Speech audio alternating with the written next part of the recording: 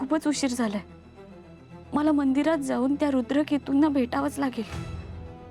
आता तेच काहीतरी सांगू शकतात.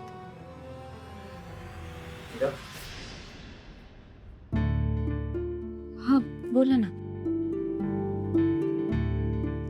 तुम्हाला एकदाच सांगून टाक ना की मी किती टेन्शनमध्ये असले, माझ्या चेहऱ्यावर किती टेन्शन दिसलं तरी तुम्ही मला काही विचारायचं नाही. अहो, असं काहीच नाहीये. असंच आहे मीरा.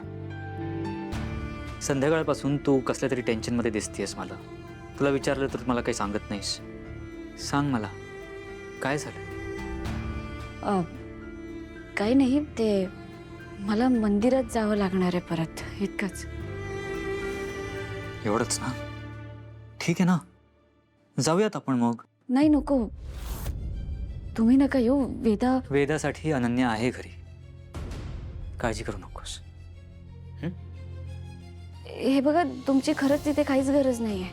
आणि आपल्याला तर माहिती आहे ना, अनन्याताई असताना सुद्धा मंजिरी काही करू शकते. तुम्ही वेदाजवळ थांबा प्लीज. तूच म्हणाली होतीस ना मला की मंजिरी वेदाला काहीच करणार नाही. त्यात अनन्या पण घरी आहे. सो राहिला प्रश्न तुझा. तू मला थांबवण्याचा प्रयत्न करू नकोस.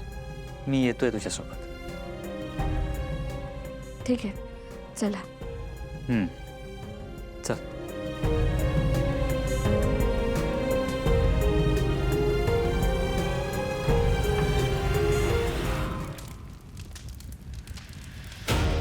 आग आग कशी लागली? मागे वेदा. वेदा कुठे?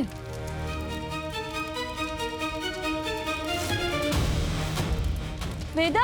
तू वेदाकडे जा. ओह, वेदा. वेदा, काय झालं? जा तू. अगं बाळा, आग कशी लागली? मला हात नको लावूस. तुला काय झालं नाही ना? तू जा.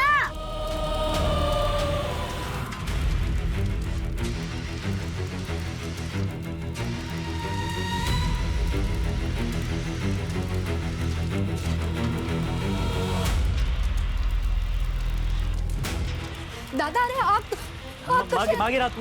आग कशी लागली? वेदा कुठे? आत्या. वेदा. वेदा, तू बरी आहेस ना?